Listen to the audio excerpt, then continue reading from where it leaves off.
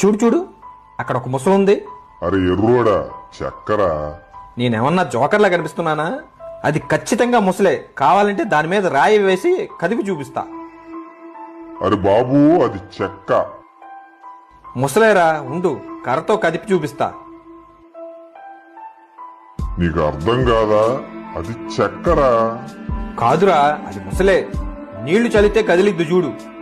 వీడు చూడు, దీని మీద ఎక్కి చూపిస్తా. అరే, వీడు చెప్పింది నిజమే. చెక్క కాదు, ముసలే. కాదురా బాబు, అది చెక్క.